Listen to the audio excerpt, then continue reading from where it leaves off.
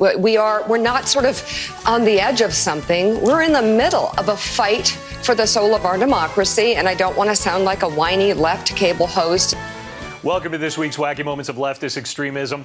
Things have been going so bad for Joe Biden and the leftists lately that the mainstream media is really struggling, and sometimes they just had to suffer in silence this week.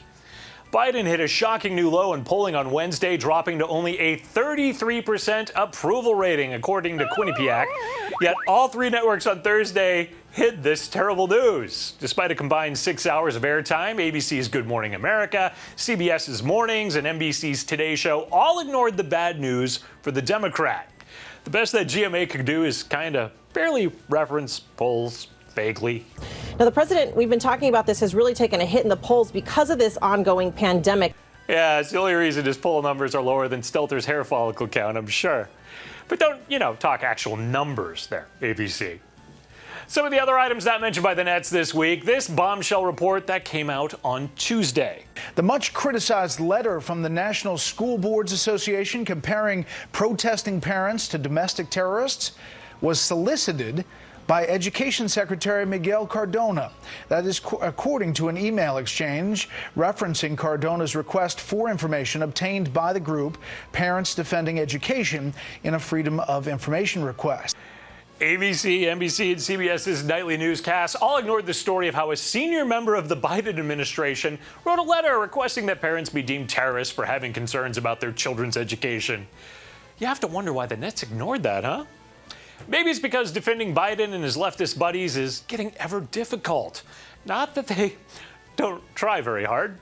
On Wednesday's Morning Joe, Mika Brzezinski rushed to defend President Putin-Pop's outrageous rhetoric when he compared anyone opposed to a federal takeover of elections by Democrats to being on the side of George Wallace and Jefferson Davis and against democracy. I don't think you should blame Joe Biden for that comparison. I mean, did Joe Biden set up that comparison, or did the forces in the Republican Party who still bow to a racist former president who lost the election but tried to steal it? For far too long, we have underestimated the threat to our democracy.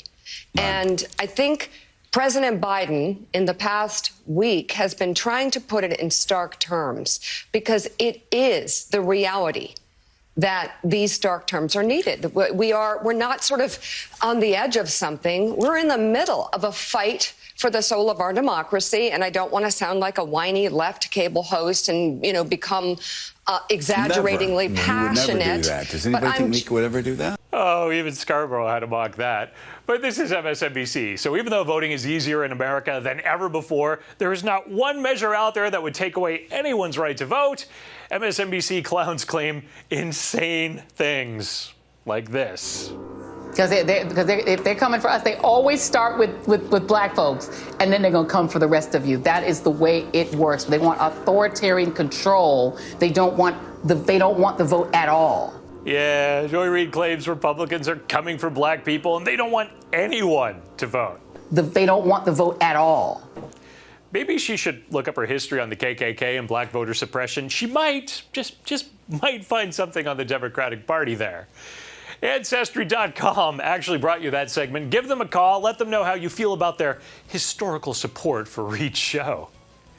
But not everyone at MSNBC can ignore facts forever. I mean, sure, they won't ask for comments or opinions that they don't like, as we learned from the producer of Coward Rachel Maddow's show this week. Don't ask for an opposing comment. They may want airtime to defend themselves. But look, we all remember in November when MSNBC's Stephanie Ruhle told us we could afford Biden's inflation.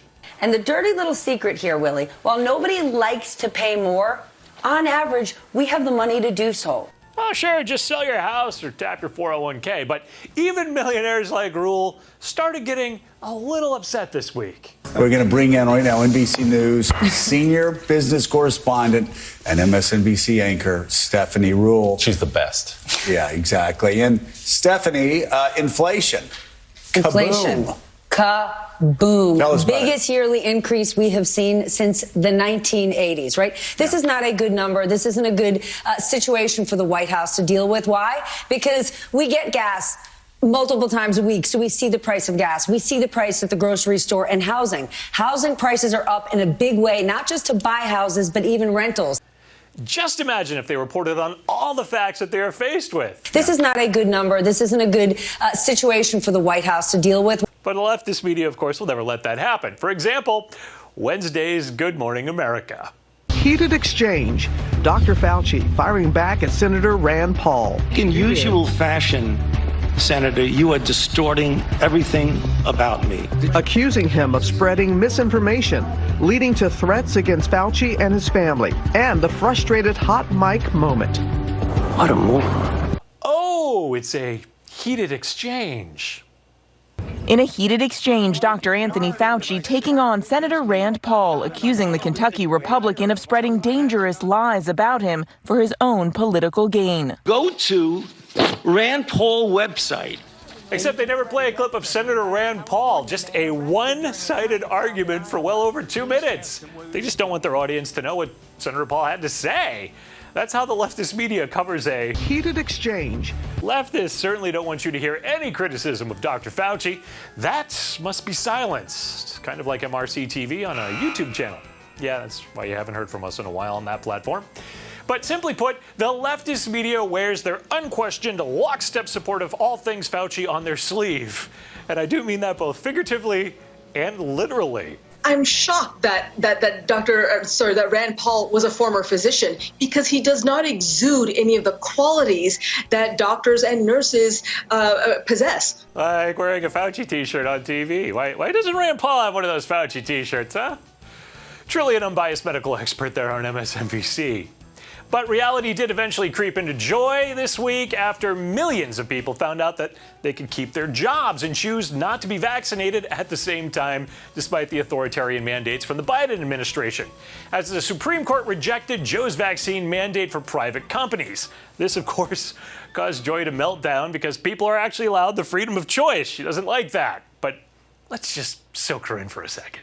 We have a lot of breaking news on the COVID front, including the U.S. Supreme Court siding with the virus today by blocking the Biden administration's rule requiring vaccine mandates. You know, and Neil, I have to say, I don't have faith in the Supreme Court. I think they are ideologues. I think they are right-wing ideologues. I think they are sort of doing sort of a Christian nationalist version of, whatever it is the Supreme Court used to do. At this point, Neil, have they not just simply stated by their actions that they are more in favor of right-wing politics, the kind of DeSantis-style right-wing politics, than they are in favor of saving lives? They don't really care if this causes lots of people to die, clearly. It is hard to think of them as anything other than right-wing ideologues. They should all just have right-wing talk radio shows. They are not justices in the great tradition of Supreme Court justices. They're just politicians. They're just added to, as far as I'm concerned. I see nothing about what they're doing that I can possibly respect. I'm sure many have the same opinion on you, Joy. There's nothing you're doing to possibly respect. I'm Eric Shiner for MRC-TV, asking you to check out the MRC Store for some great conservative gear. MRCTV.org is the place for the latest and greatest information, entertainment, and videos. Be sure to check us out and like and subscribe on the social media platform of your choice. But do be aware that some of these tubes to you censor and ban our content, so please choose wisely. We'll be back next week with more leftist media insanity.